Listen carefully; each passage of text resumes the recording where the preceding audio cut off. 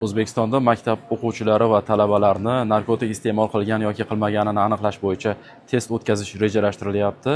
Bu haqda Dori vositalari xavfsizligi markazi va Narkotiklarni nazorat qilish qo'mitasi raisi Ismatjon Azimov Daryo nashriga bergan intervyusida ma'lum qildi. Mas'ul bilan suhbat Samarqandda tashkil etilgan narkotahdidlarga qarshi kurashish bo'yicha forum doirasida bo'lib o'tdi.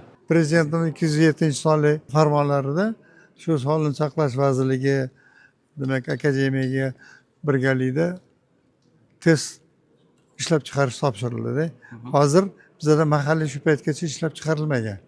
Hozir mana ishlab chiqardik. Bu oddiygina paloska bitta olishi mumkin, bir tamoshni o'zida ham lavizga tilga tegizib ko'radi, so'laydan aniqlaydi.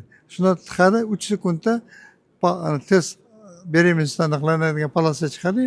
Buni ham qabul qilgan bo'lsa, shunda biza hozir 16 ta narkotikka nisbatan shunaqa birga razrab ishlab chiqdik. Endi shularni oddiysi bor, keyin sal murakkabrog'i bor, u laboratoriyalarda ishlatadigan. Undan keyin mana hatto choch tolasida aniqlash mumkinligini ham shunaqa apparat qo'yyapmiz. Qayerda apparat u? O'zimizda chiqdimi yoki Hozir O'zbekistonda ishlab chiqarilyapti? hozir chiqarilyapti.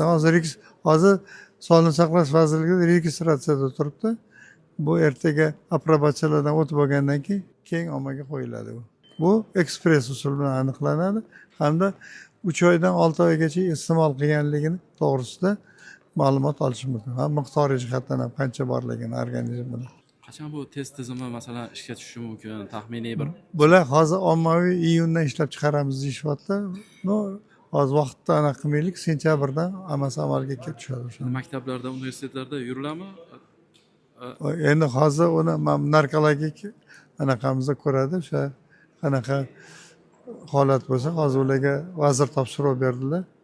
Shu maktab yoshlari, studentlar o'rtasida mana shu testni ishlatib rezultat olish.